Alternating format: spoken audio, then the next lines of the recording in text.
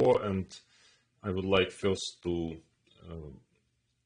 make a short summary of the most important points of the third lesson. I offered you a certain, I would say, thinking routine when you play in a game, which is, of course, obviously, the most important is to have a general overview of the position, of the strategical aspects of the position on the board, pawn structure, different other positional characteristics, minuses, pluses of positions of both players, and the certain potential prospects in a strategical sense. Then, when it's your turn, you are choosing your move. There is a certain way of doing it is by asking the questions. So the first, what you should think about when you are choosing your move is, first question, do I have anything very direct, any very concrete and advantageous tactical idea? Well, that's quite obvious. Most of the times the answer is no. And if yes, if you can mate, just mate and don't bother with strategical considerations, or if you can take a piece, just do it. But of course, yes, I assume the answer is no most of the time to this question. Still, this question has to be asked. Of course, this is the first thing you should check when it's your turn. Then second, scan the position for any very clear, I would say, tactical, dangerous threats of your opponent. And because if there is one, it's quite clear that instead of thinking about long-term prospects, you should just do something about it and defend against it. Then, if the question is no, which is again the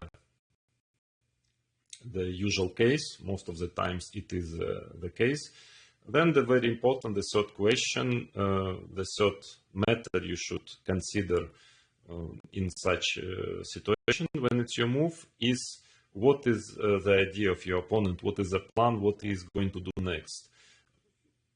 If you are not sure about it, one of the possible ways which can help you realizing it is to imagine that it's again your opponent's move. So let's say you don't make a move and your opponent again has a right to play, and what move he is going to do or what plan he is going to realize. That is a little bit strange, I would say, concept, but it can be helpful in a situation when you're not certain again, when you don't really understand what is he going to do. There is, by the way, the fourth scenario when you can actually proceed with your own plan, with improving the position of your piece, or just continuing your active plan. This is when the answer to all those first questions is no. So basically, sometimes there are positions when your opponent is, doesn't really have anything extremely constructive to do next. And then most of the time you can just keep going with your own play. But first you have to scan, so to say, the position in these three aspects. And most of the time what happens at the third question, there is a certain idea, certain plan of your opponent, and in order not to miss it and to take measure in time to prevent it, if it's necessary, and quite often it is necessary, you need really to ask those questions in this order. So again, chess is a game where your moves, your actions are mostly, in fact, a result of your opponent's last move, and vice versa. So that's why I believe, and this is the way I see chess, that actually the most important in chess is to be able to understand what is your opponent planning to do, what is his threat, what is his plan, and without it, it's difficult to be very successful in chess.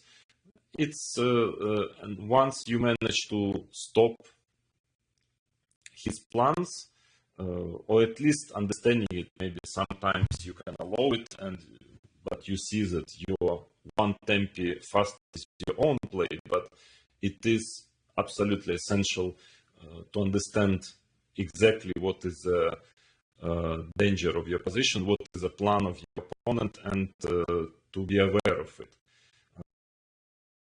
So your thinking, I believe, must be,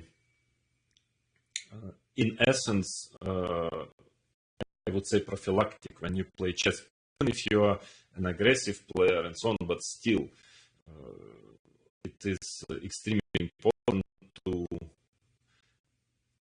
see all the possible options for your opponent as well. Well, as much as you can, because it is something not easy to master.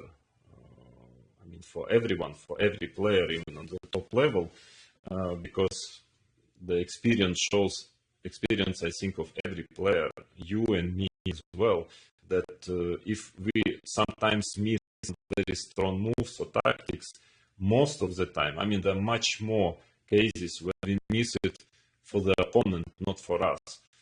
I guess this is our nature. It's a part of our nature. Yeah, it's easier for us to see some advantages, possibilities, when it's our move, than to see certain dangers or certain problems of our position. It's, after all, if you want, physiology, biology, whatever you call it. So that's why you have to pay a lot of attention on exactly on your opponent's plans. Because it is more difficult to understand, because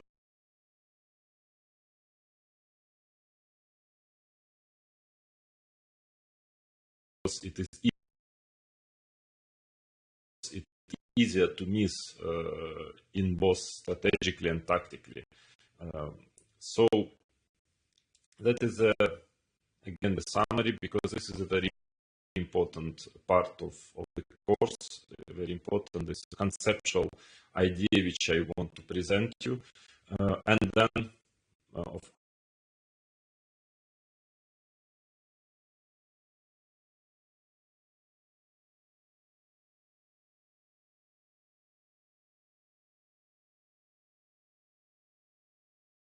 course, I am showing you, and I will be showing you a lot of examples to demonstrate the importance of it, and to which hopefully will help you improve in this extremely important, maybe the most important component in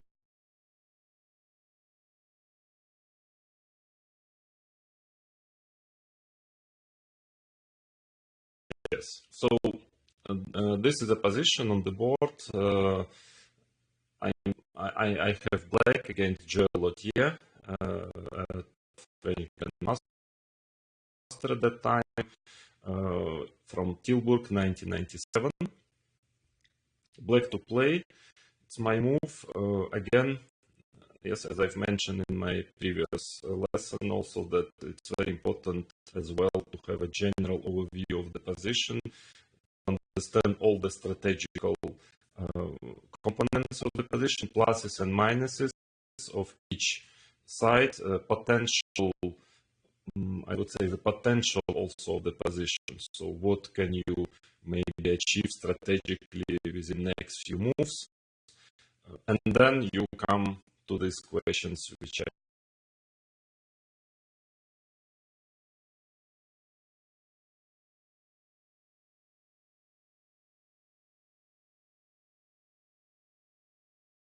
just mentioned. So think about it and try to find the best move. Of course,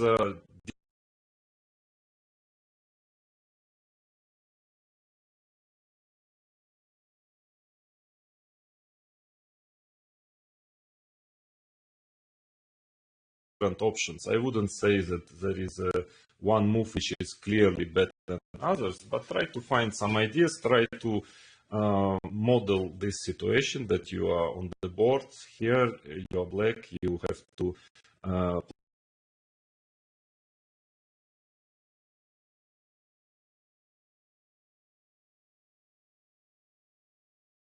play a move, and what kind of move or plan you would prefer.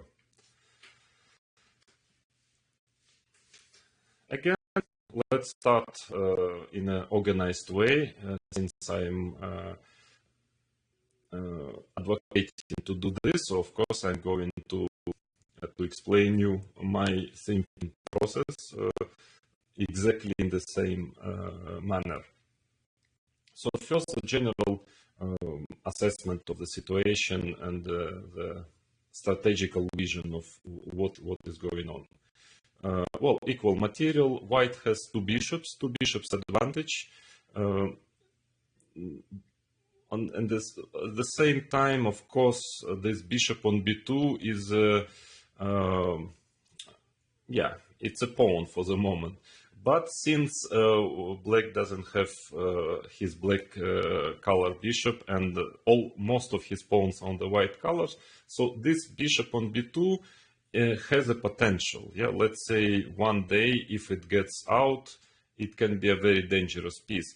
Of course, also it is, yeah, it's quite difficult to have the correct assessment of the strategical nuances of a position, especially a typical position like this one from Nimtza Indian, without certain knowledge of those structures, of the most instructive games. That is true. So of course that's why studying the opening which you play, studying the middle game positions, the pawn structures is very helpful to understand the main strategical ideas, yeah, in this opening variation. So of course, for instance, I hope you know this game, very famous game, Botvinnik Capablanca, when Botvinnik managed to win in a similar, in this pawn structure, but of course he had a much better version of it. One day the bishop went via a3, and that was a decisive blow. Well, it is pretty obvious, even without knowing this type of position, that white's plan is to play f3, e4. So, of course, one day white manages to push his center, then at some point the bishop on b2 will manage to get out, maybe even via c1 or a4 bishop a3. If black allows white to do it without any real counterplay, then probably white will have a better position. From other point of view, of course, the white's position has also quite a significant strategical risk, because if he doesn't manage it, this bishop on b2 might end up, you know, being a pawn, actually, more or less. Yeah. So the main strategic, I would say, fight in this position is about this. If white manages to get f3, e4, and then maybe e5, and to get some play in the center, then his position would probably be very nice, preferable, unless black has something very direct, some concrete counterplay against it. Whether black will manage to stop it somehow, and then he might get a better position, simply have a positional advantage. So for now, what is then asking these questions? No tactics for both sides. Then the third question, what is white's plan? What does he want to do next? Pretty obvious, yeah, he wants to play f3 and e4. Of course, he's keen with a pawn on g3, he has some kind of squares around his king, so even f3, e4 doesn't really lead to a totally clear situation. For instance, black can try just to ignore it, yeah, to play something like knight g5, or first b5, f3, knight g5, or let's say knight g5, f3, b5. This is, by the way, what computer is advocating to do. But again, yeah, it's very strange conceptually. Of course, knight on g5 is not too bad, not too good either, because knight h3 check is not really a threat. Yeah, white can always play king g2. And then he just pushes his pawns on the queen side and pretends that the position is unclear, more or less equal. So this kind of play, it's more tactical. Yeah, it's strategically not very sound. So for a human player, it's difficult to play like this. For instance, yeah, I'm going to give you the first line of the computer, which is really looking very strange to me. White is playing rook b1, very logical, trying to put bishop on c1 and play e4. And now computer is suggesting a5, bishop c1, now b4, just giving up a pawn, strangely enough. And after a, b, a, b, c, b, it simply plays bishop d7. And after e4, h6. And to a human eye, it looks pretty bad for black. I mean, I don't know what for I gave this pawn. Why did I let the center, white center, to move? The bishop is already on c1, a pretty good piece. But strangely enough, computer has, I mean, he finds some counterplay, I guess, connected with rook a2 somewhere, and he assesses this position as, well, roughly equal, complicated. Yeah, I don't know, maybe, but it's not really how people play chess. I mean, of course, I don't think you will find too many people who would play like this. Yeah, just give a pawn before and keep on playing as if nothing is happening. So, yeah, this concept is yeah, it's not something I really like.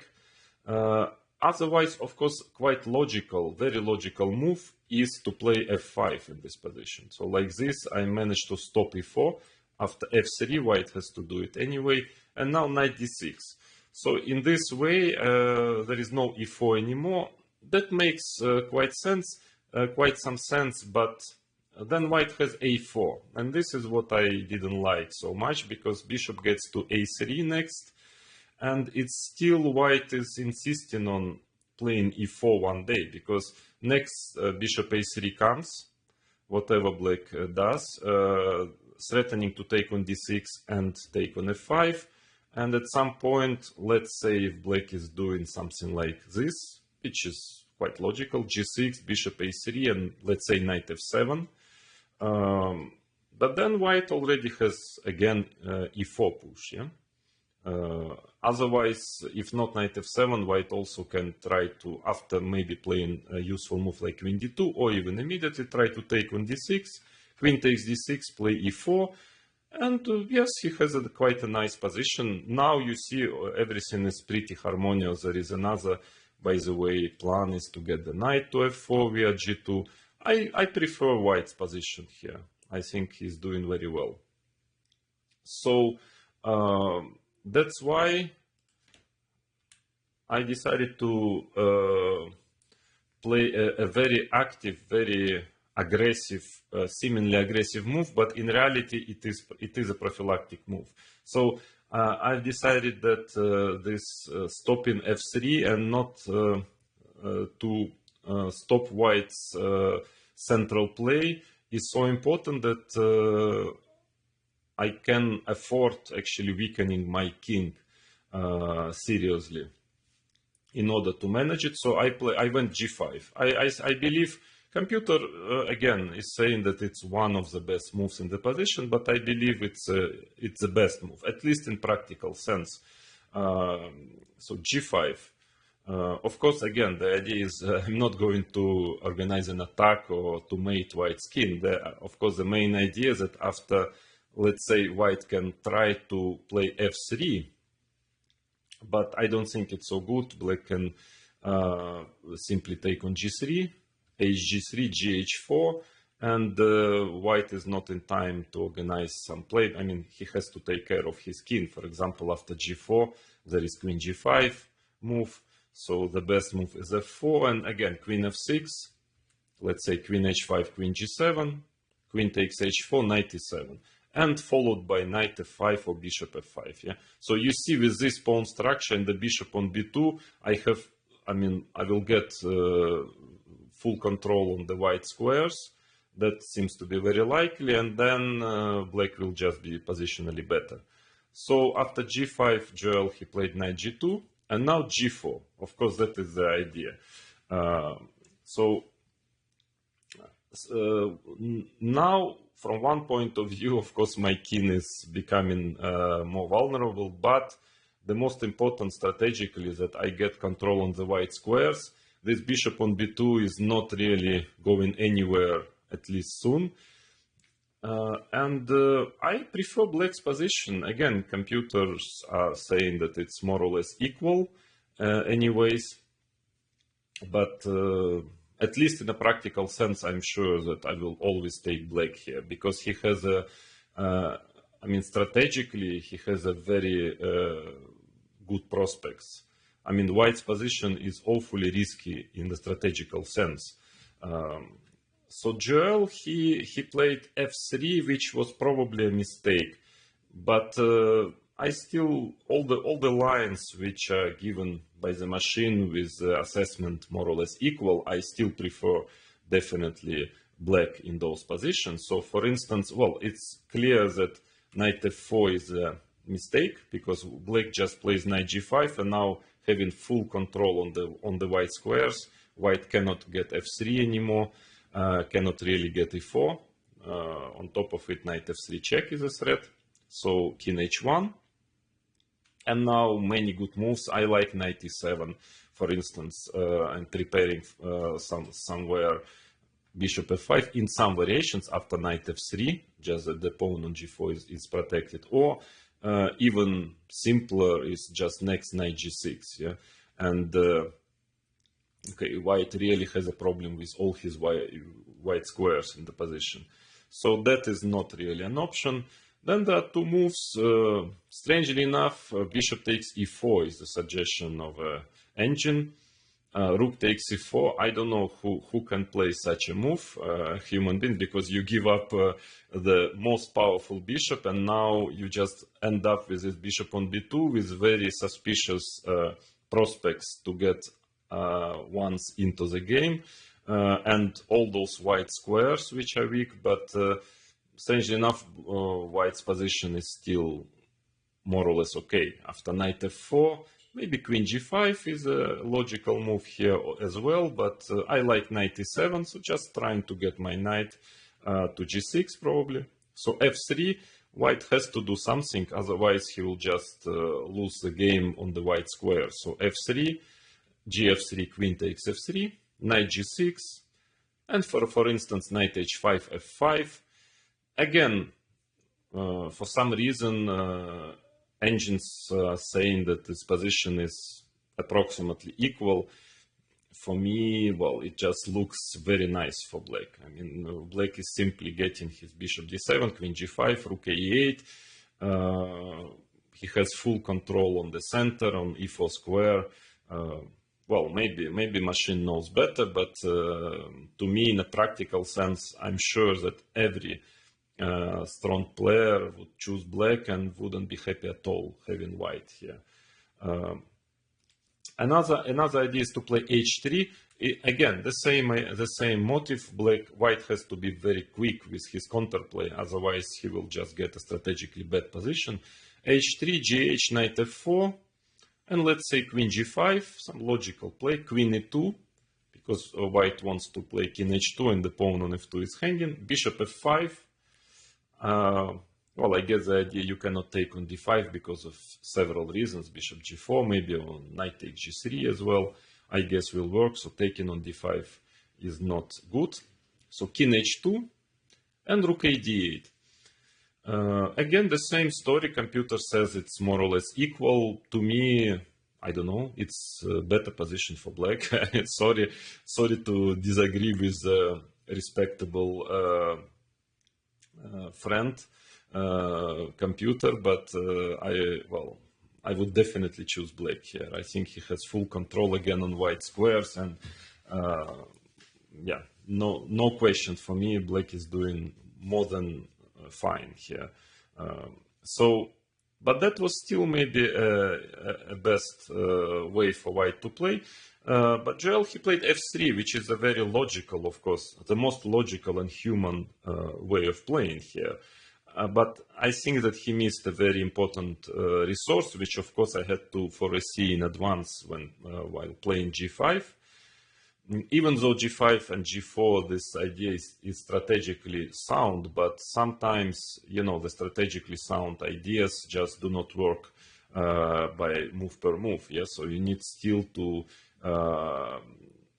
to calculate some variations to find what you're going to do against the most logical continuation of your opponent. So which f3 was definitely the main move I've considered when playing g5. And now, because after g takes f3, queen takes f3, and that was exactly what Joel was hoping for, white starts to have quite a serious counterplay. Yeah? He wants to play rook f1 at some point, knight f4, and my king is pretty weak, and I think here white's position is very prosperous. But what was missed by Joel is a knight g5.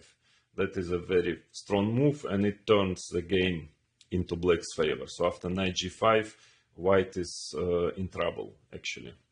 If f takes g4, knight h3 check.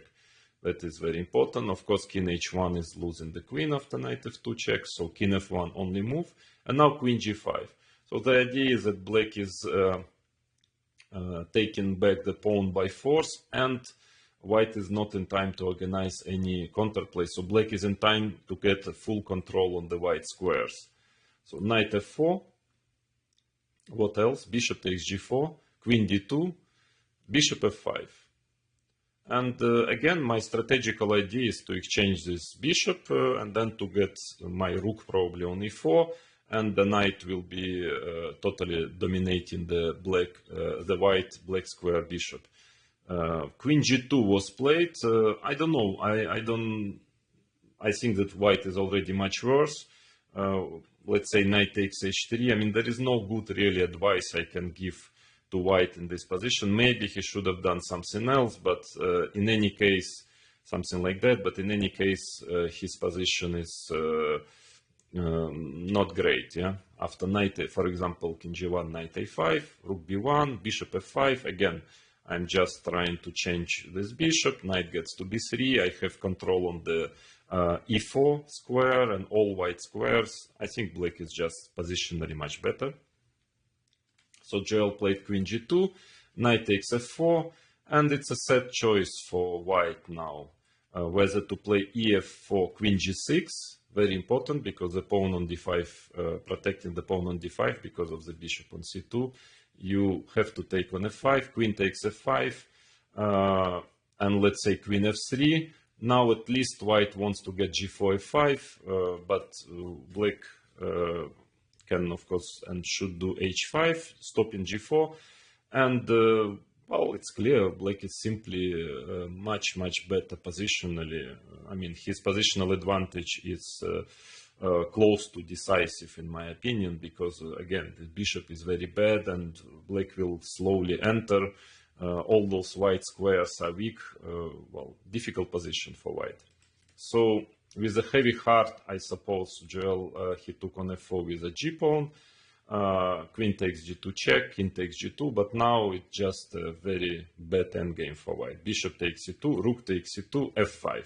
So it only 10 moves, since the beginning since the position we started this example, and well, quite a difference. Yeah, you can see. So black managed to get his best, I would say, strategical scenario. He got full control on white squares. White is left with this awful black square bishop, which has no prospects. There is not even a shade of central push e4.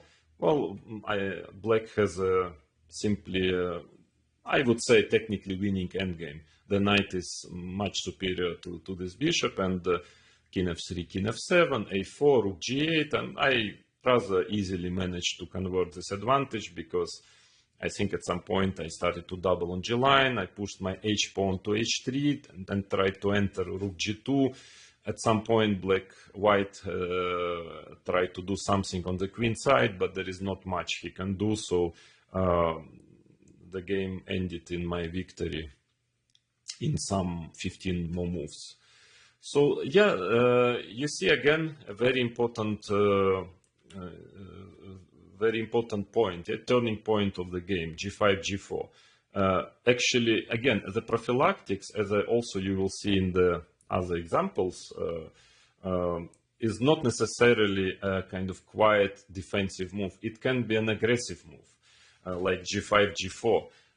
So it, of course, you can call it also not necessarily prophylactic, but in a way, definitely the main idea is to stop white from doing what he wants.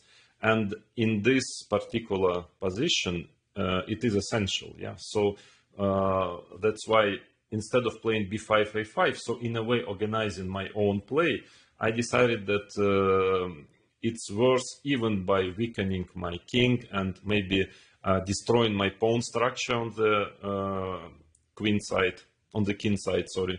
It's worth still, all those sacrifices are worth the strategical control on the white squares which I get as a result of it. So I mean, in my opinion, it is completely right, at least from a human point of view. It was a good decision, was the right decision. I managed to win a game against a very strong player and get an advantage very quickly after playing this. So I hope you found this idea. It's quite original. So I congratulate you if you found this idea and you decided that this is what you are going to play. It means that already by lesson 4 you improve and you get somehow in the mood of prophylactic positional play, of getting better and better in this aspect of fighting against the plans of your opponent. So you see, again, this G5, G4 idea, it's actually, it is prophylactic. So as I've mentioned already, the prophylactics is not necessarily some kind of defensive, quiet move. It can be a very active, seemingly aggressive one. Like, for instance, if you remember Karpov-Timman game, then Karpov played f4. In a way, it was also a prophylactics. Yeah. So that's why, I mean, it's quite an instructive example because this idea of marching with a G pawn, with a king on G8 is, not easy to find, because it's just very unusual. So if you manage to find it yourself, my congratulations. It's not a trivial move, and it means you're slowly improving already. So now let's get to the second example of this lesson. This is a position of, I'm playing black in 2004 against Evgeny Bareev. Actually, we are playing blindfold. This game, it's rapid chess and blindfold. There was a tournament in Monaco every year for 20 plus years, where the organizers, he wanted the top players to play blindfold chess. I mean, one rapid game, one blindfold game. So it makes it even more complicated, of course, to play blindfold. But by the way, strangely enough, I noticed that at least my level of play blindfoldly was not so much different to rapid chess when I was actually being able to see the board. I was thinking about it and I understood probably why, because when you're playing blindfold, of course, it's much more difficult, obviously. But it requires automatically, naturally, a much higher level of concentration. Therefore, somehow this level of concentration, which is absolutely necessary to be able to play 1 hour altogether, 1 hour blindfold game, probably it compensates somehow this discomfort of not having a board in front of you. Anyways, this is a position, again, a complicated, complex position, so think about it. Try to find, again, the key element of the position. First, of course, trying to understand it in general, but then try to get the main point, so to say, of the position and come up with your move, which is the most, I would say, at least in practical sense, which is the most attractive to you.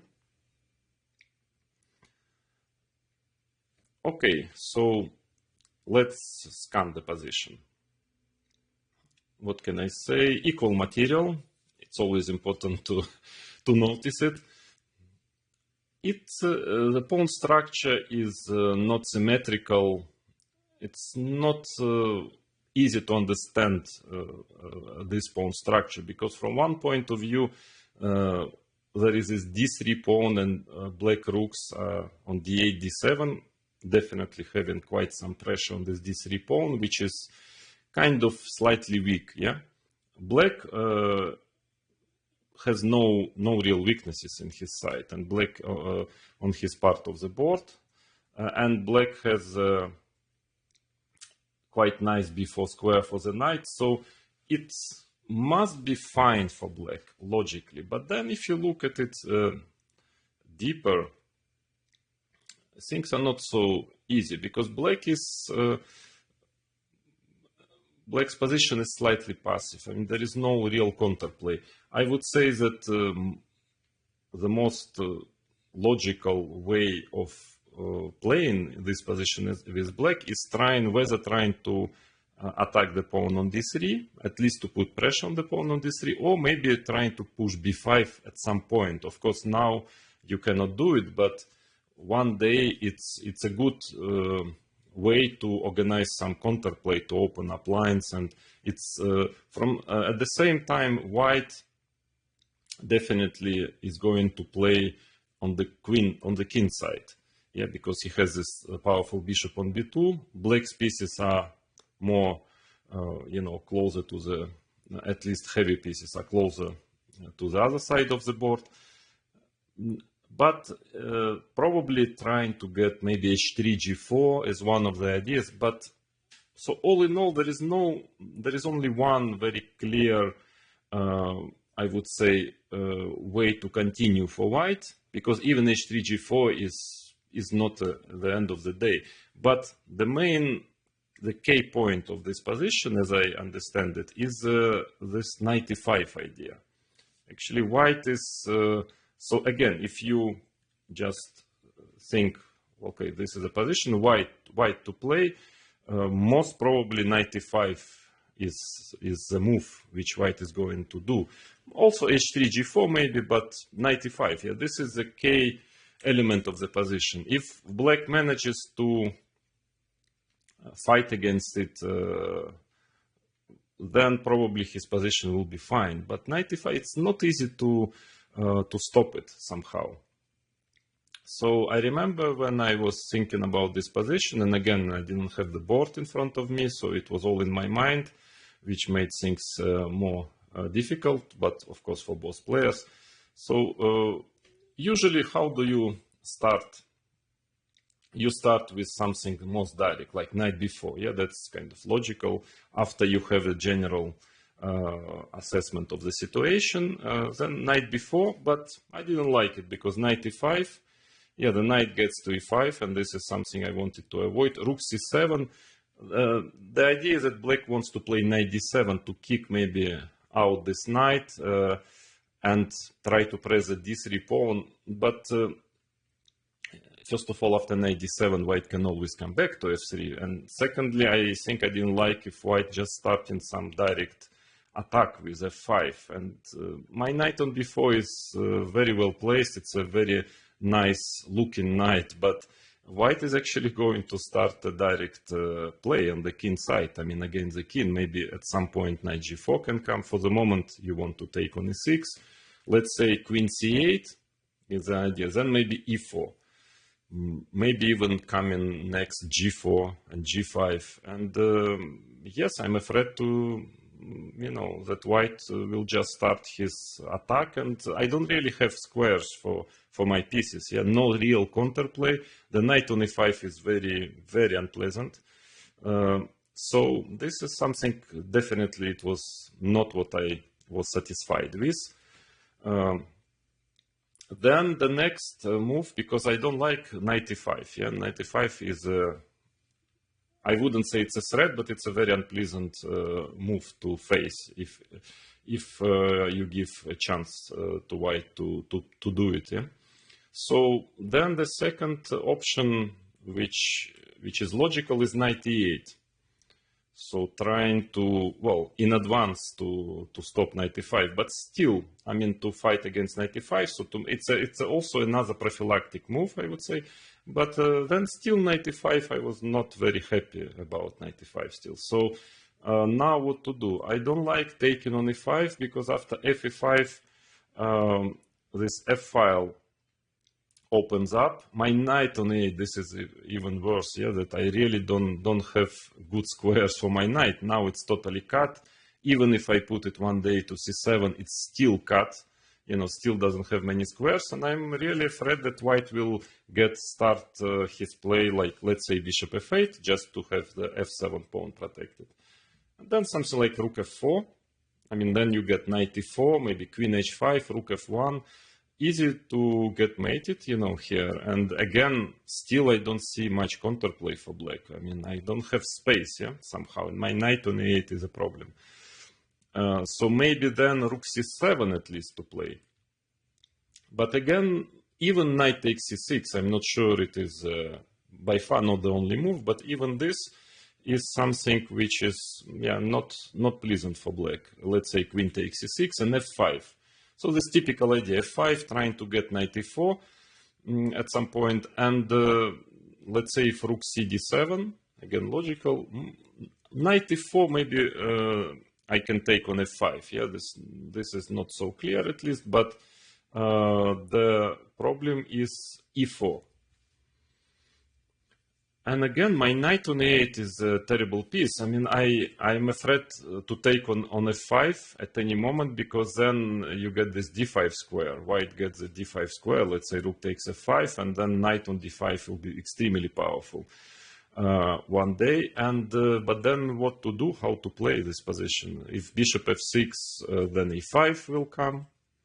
Easy to get mated, followed by f6. So somehow, whatever I try to do against knight e5, it looks like it doesn't work. And then, after this whole process of thinking, basically sometimes this is the way to find the correct move, is through the process of elimination. You just, there is nothing which you are looking at, no natural move seems to be satisfactory for you. Yeah, at least, okay, if you cannot find anything better, then you just play, let's say, knight e8, and okay, you just try to defend this position. But somehow I was not satisfied with either of those moves. And then a very strange move crossed my mind, quite beautiful in its way. I mean, this kind of pure example of prophylactics, very strange prophylactic, very strange way to do it, but I think it's actually the best move. Even I think computers, they think that it is the best move in the position. So I played knight g4. Yeah, it's really, yeah, it looks like a beginner's move, yeah? I mean, with the h3 is logical, and then knight h6. That is the way children who just taught how to move pieces, they play chess, yeah, because you spend 2 tempos maneuvering your knight to the edge of the board instead of a normal square f6. But in fact, and you know, I would like to tell you something about this, so to say, theory of how to find the best moves, of candidate moves, so to say. Yeah. So when you're thinking on a position and it's your turn to play, what this so-called old school would advise, and there was this famous book of Alexander Kotov back in the 70s, you know, who was trying to build a theory on how to search for the best moves. So you have to find candidate moves first. And I think that roughly his idea was that you have to first find 2, 3, whatever you feel is relevant in a particular position, candidate moves, and then you calculate them one by one, and finally you choose which one is better. So that was a way to organize your thinking, so that there is no chaos in your thinking, that you do it in a kind of systematic way. And he would suggest that this is the most efficient way to choose your moves. But, you know, chess, and that is why we like it and enjoy it, I think it's too complicated game to have to have a very clear, like, mathematical concept, you know, how to find the best move. It's just not really working. Of course, there are certain concepts, even what I've trying to offer you is also a concept, but it's again, it's a very general one.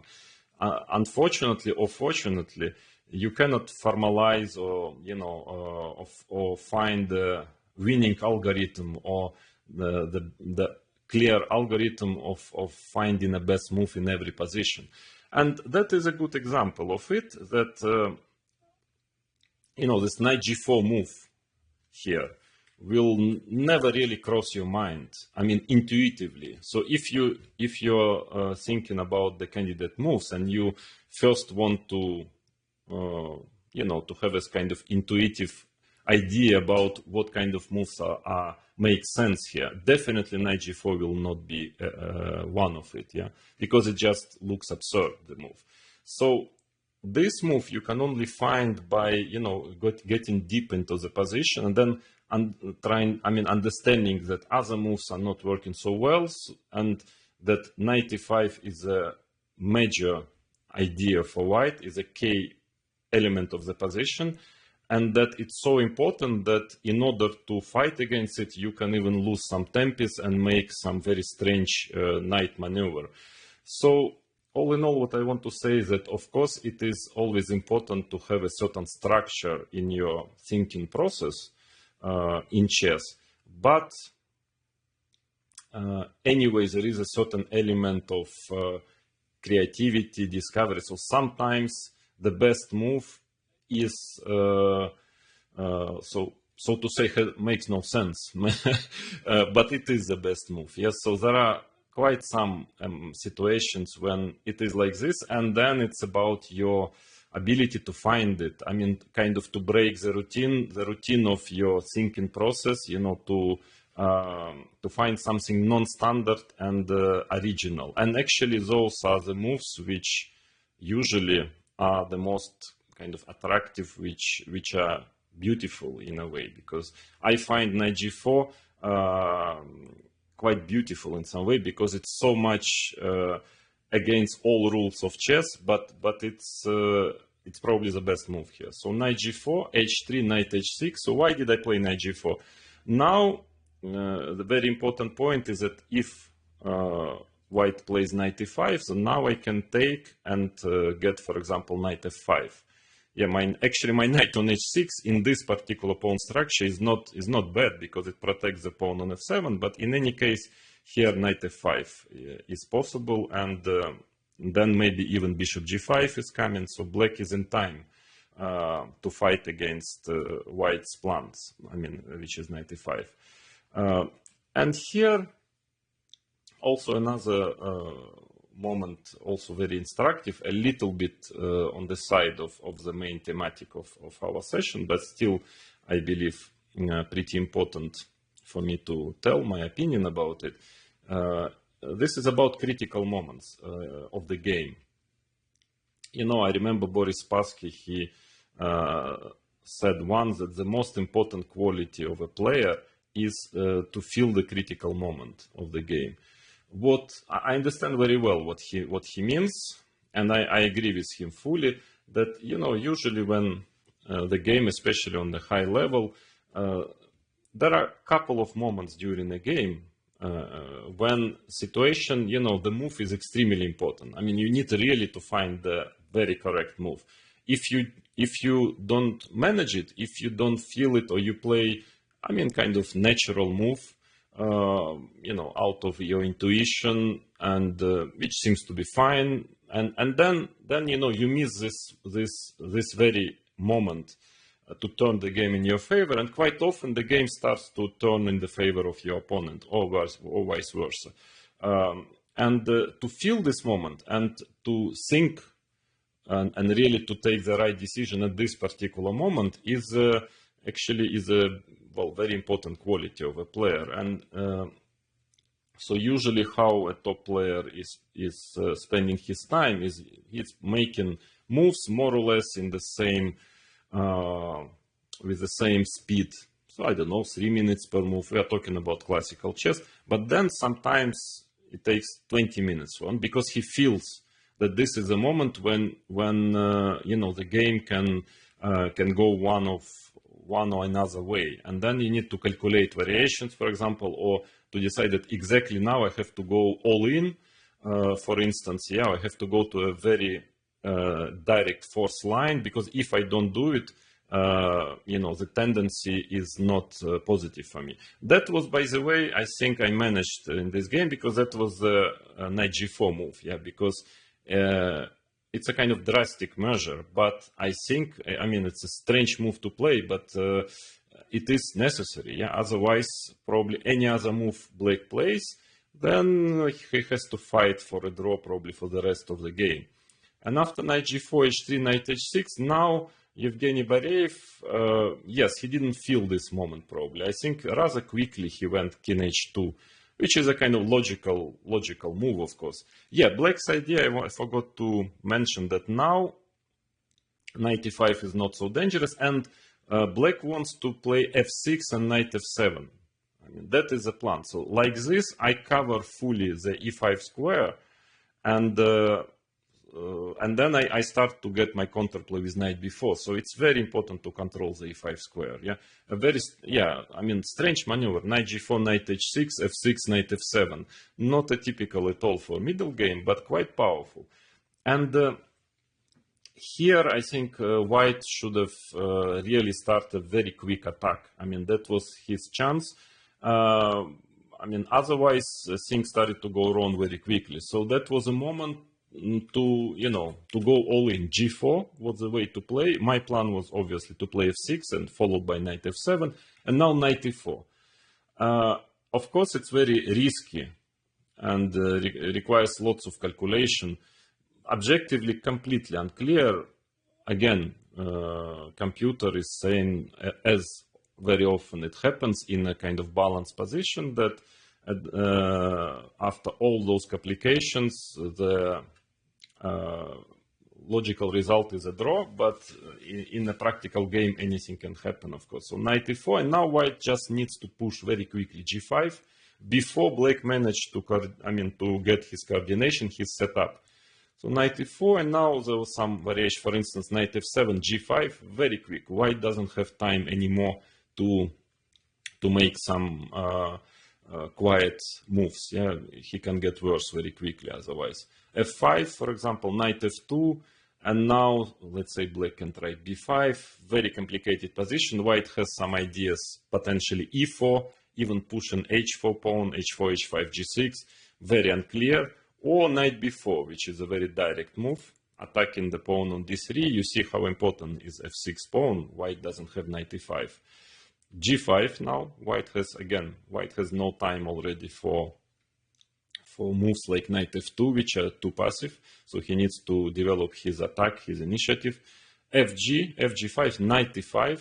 I'm just showing you there are lots of possibilities, but I'm showing you the best line for both sides. Knight takes d3, so things are getting really messy. Knight takes d7, because if you take on d3, let's say, of course, e4 pawn, e4 knight is hanging, yeah. So that is just a disaster for white.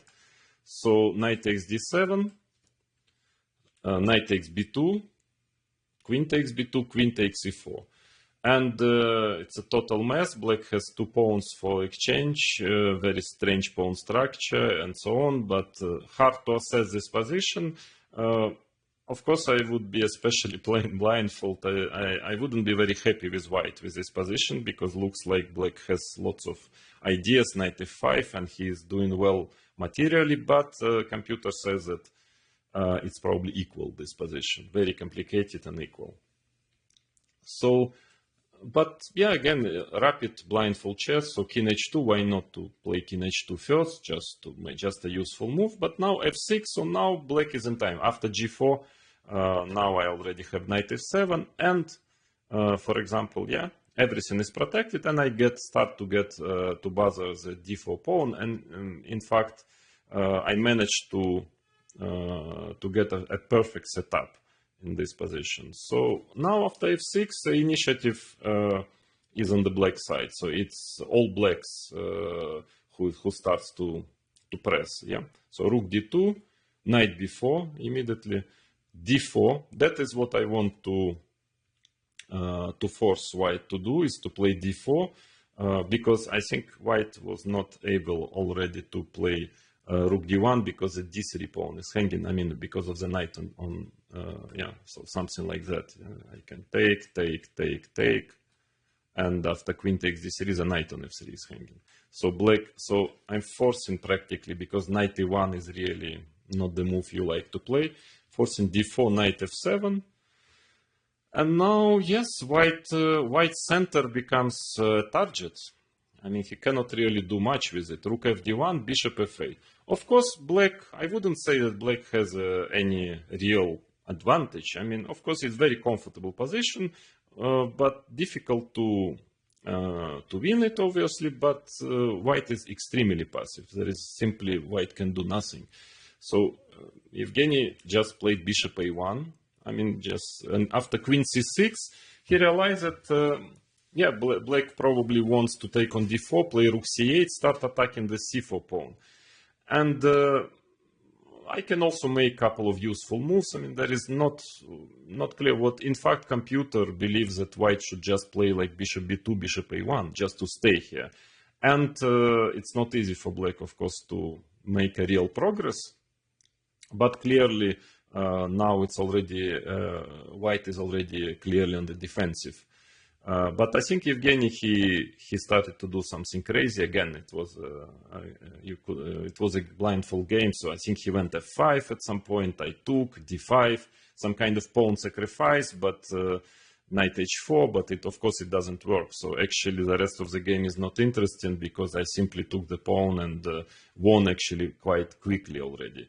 I think he went e4. He tried to organize some kind of attack, but it doesn't work, not even close. So I won actually quite quickly, but the rest of the game is not very interesting. So yeah, this knight g4 is another example after this, together with the game against Joël Latier, this g5, g4 of original and I would say non-conventional prophylactics. Yeah, I find this both example interesting. Again, very difficult to find knight g4 move. If you managed, fantastic. Probably you are 2700 player, because it's really a move which normally doesn't cross your mind. And now I'm going to show you the third example of this lesson. This time it's not from my game. It's quite a recent game of two top players. I just saw it and I found the idea actually very instructive, because of it's pretty paradoxical but very strong. So try to find it yourself. This is a game Svidler Mamedjarov, Baku 2014. Svidler is white, it's white to move. Yeah, think about this position, try to find the main ideas for white, for black, and come up with the best move for white.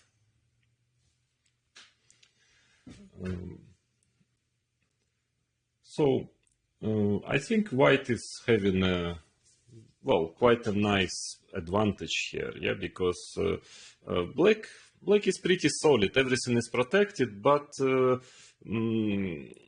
you know, too many potential weaknesses. First of all, the b4 pawn is weak, the pieces are slightly passive, and even if there is, I mean, no way for white to, I mean, no direct way for white to get some clear advantage, but obviously white is very comfortable.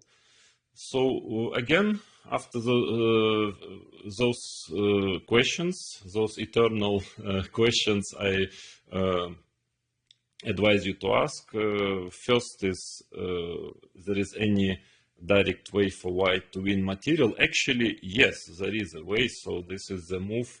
The first move you should check in this position is knight a7. It's a very direct attempt, yeah, at attacking the rook. Rook has to move away to a8, knight c6. Then you take the b4 pawn. But you know, if you go deeper, then you realize that after rook e8, in order to take this pawn, I think you have to take with knight c takes b4.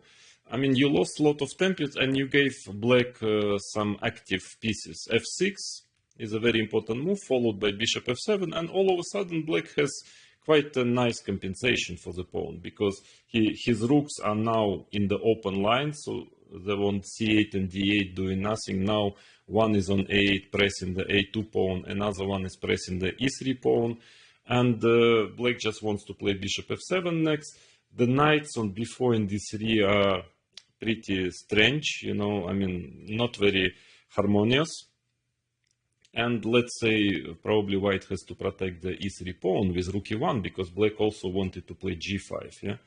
Bishop f7, for instance, king f2, and let's say bishop f8. I think black has just perfectly enough compensation. I don't think he's any worse, because he wants to get at some point g5, knight c5, very active position. Yeah, I mean, you see how he managed, while white was taking this pawn, how much black position improved of all his pieces. So yeah, knight a7 is the first attempt you have to check normally in this position if you are playing white, but doesn't seem to be achieving much, yeah. And then the question comes again. If you ask this question, probably Peter didn't ask this question in this particular moment of the game, but of course, you know, again, it might be connected with a certain time. Maybe it was a bit short of time, and in any case, he played a good move, a very logical, sensible move. But if you ask this question, what is black's plan? What is his next move? Again, we are doing the same procedure. If you are black and it's your move, what move are you going to play here? Actually, if you do this, then the answer is rather obvious. Yeah, black probably is going to play f6, followed by bishop f7, and by the way, threatening g5. And once he has bishop on f7, then he can get rook e8. I mean, everything starts to look much better than it is now. Yeah. So like this, if you understand that f6 is extremely important, because actually it's not easy to find too many constructive moves otherwise. But f6 is black's next move. And then you have a chance to find the white's by far the best move, prophylactic move against f6, which is knight c7. it's really amazing. When I saw this game, I saw this example, and I started to run the computer, and then I saw knight c7 was by far the first line. And it's a very rare case when actually the prophylactic move is entering with your piece, the knight in this particular case, deeply in the enemy's camp. You know, knight c7, knight b5, c7, when you're playing white, is very rarely a prophylactic move. Usually it's an aggressive kind of move to take some material, but here this move is purely prophylactic. I mean, you just leave the knight on f6, the only and the main purpose of the move. Also, by the way, stopping rook a8, just in case, and mainly stopping f6. And strangely enough, black is like paralyzed. He practically doesn't have moves in this position. So actually black's position becomes very critical. It's a kind of zugzwang for black. In a way, very beautiful situation on the board. Very rarely you can see it, that knight c7 is like completely paralyzing black. Because what can he do? Of course, there is a tactics possible, I mean, but it doesn't work. Rook takes c7, because bishop takes c7, bishop takes c3 check, king g2, and of course if black takes the rook on c1, then bishop takes d8 comes, and if rook c8, then simply rook c2, and yeah, then there is white is exchange up. He wants to take after, let's say, d4, which might seem like a compensation, but then the b4 pawn is hanging. Yeah, white can simply take the pawn and then retreat with his bishop. Some play for black for exchange, some activity, but shouldn't be enough to claim any real compensation. Then what else? Black doesn't really have moves, yeah, because you cannot move your knight from d7. I will just take the pawn, knight takes c5 and rook takes c5. Bishop on e6 cannot move. f6 or f5 is not possible. Now bishop is hanging. Well, rooks are not moving. I don't know, rook f8 doesn't make any sense in any case. And what to play? Yeah, it's a very original situation, because seemingly black is very solid and has two bishops, but he has no logical moves. Yeah, so because d4 of course is an option, but then e4 comes. Yeah, d4 e4, and it doesn't improve black's position at all, because knight on d3 is very powerful. So probably black would have played bishop e7 in this case, just because there is no other sensible move. White can simply next, if he wants, continue king g2 and whatever he wants, because black is paralyzed. So bishop e7, and now maybe rook c6 actually is quite good, but black has some chances there still to save a game. I think king g2, very quiet move, is the best. Again, just telling black that, you know, he has no moves simply in this position. King g2, and even computer already gives up a pawn just because he cannot find moves. Knight c5 is, according to computer, is the best move. Knight takes b4. Now I think knight takes b3 actually doesn't work, because at minimum you can take on d5, but maybe even knight c6 tactical move can be winning. Yeah, attacking the bishop on e7, and the knight is hanging also, and after, let's say, knight takes e1, knight takes e7 check, white is winning and taking on c8. So knight takes b4, rook d7. That's the main line of the machine. You just take on e6, rook c2, simply pawn up for white for no compensation. It's still limited material, so white still has to show some technique, but yeah, it's a pawn up. So knight c7 would lead to almost decisive advantage. I mean, if you found this move, you know, you get a grandmaster title personally from me immediately. But so he went king g2, Peter, f6, and now black is very close to equality already. Once he gets f6, bishop f7, and also he wants g5, a biggest part of the advantage is lost already for white. So now rook fd1, again, Peter is playing logical, healthy moves, but that's not enough to claim an advantage in this particular position. Bishop c7 was another option. Again, white has some chances here. Rook e8, knight d6. Again, some calculation. Takes on d6, takes, rook c3, rook cd1, knight c5, for example. Knight takes b4, rook takes c3. And, well, you see that black is very active. I mean, white is still on top. I mean, he has some chances still. But, again, according to computer, black should make a draw without too many difficulties here. But after rook fd1, bishop f7, yes, now the position is almost completely equal. Knight takes c5. Now b takes c5 was actually good enough for a draw also. It's pretty forced. Knight d6, rook a8, knight takes f7, check on a2, king g3, takes, rook takes d5. This is completely forced. And I guess Shahryar was a bit worried about this pin on the D line, but again, computers are much less sensitive to such small details, and he just says that after rook a7, rook d1, and even simple king e6, here rook d6 check king e7, and then he just moves his rook out to c8, and it must be a draw. White, of course, has still a bit of pressure, but the draw is the most likely result. But also what black played, rook takes c5, is good enough. Knight d4. And now already it was Mamedyarov's turn to miss something, because, well, the most logical move, rook dc8, I don't even know why.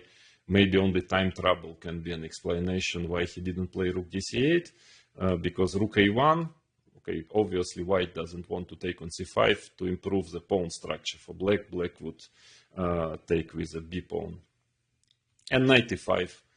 I think it's okay. White still keeps some pressure, maybe, you know, trying to play rook d2, and still the b4 pawn is a bit weak, but it's already clear black has a control on c file, and shouldn't really be too difficult to make a draw in this position. But Shahryar played rook a8, and it would be a good move if not bishop d6. Maybe that is what he missed. Rook takes a2, check king g3, and in fact now it's something which black already didn't pay enough attention to. I mean, probably didn't have time, simply because it's already moved 30-30.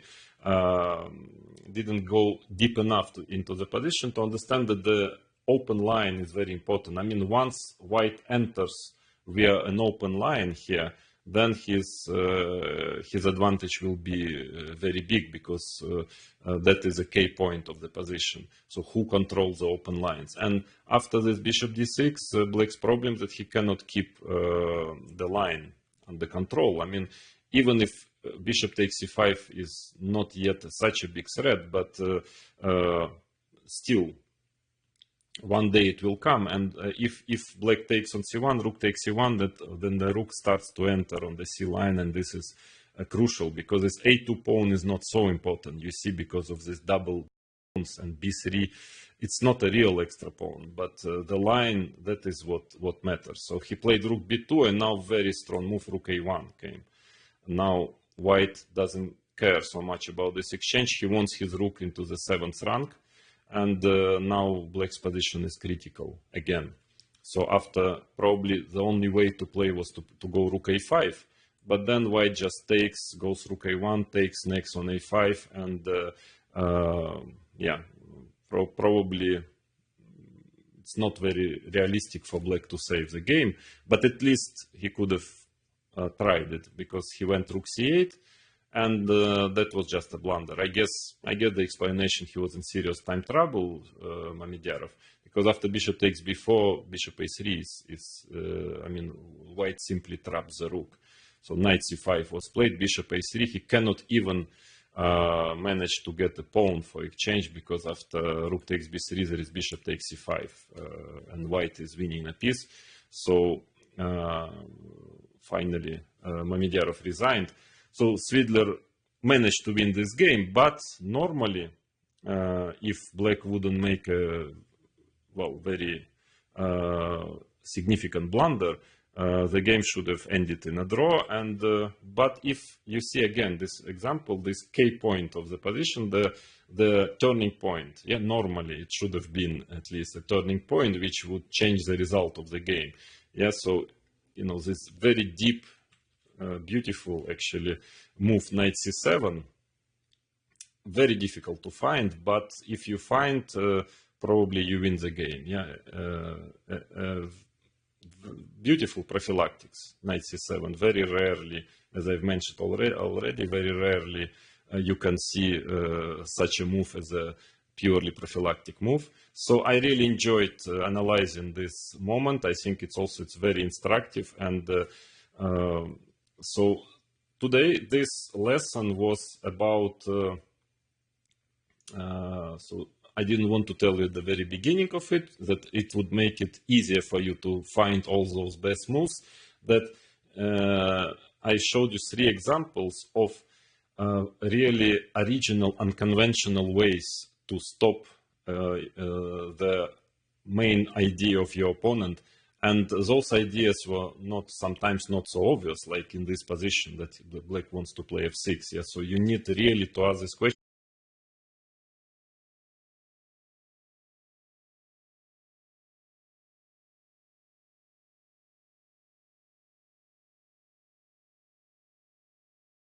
Really need first to get to the understanding of how important is what your opponent wants to do on the next move, and then search for ways how you can fight against it. And sometimes it's a move which is really looking extremely strange. So those that was my proof, if you want, I was talking about earlier, that you know, you can sometimes in some position you can find the best moves only after a very, you know, logical thinking path. You know, you have to really ask the right question, then you understand the main point of the position, and then you find a very strange, sometimes original way to you know, to fight against it.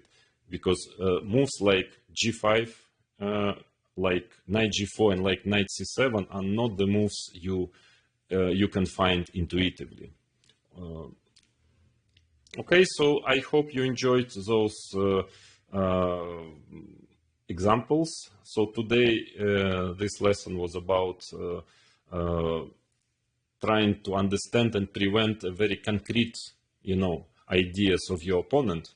But now I will have another block of examples, which will be a little bit more general. It's my next lesson will be about stopping the counterplay of the opponent.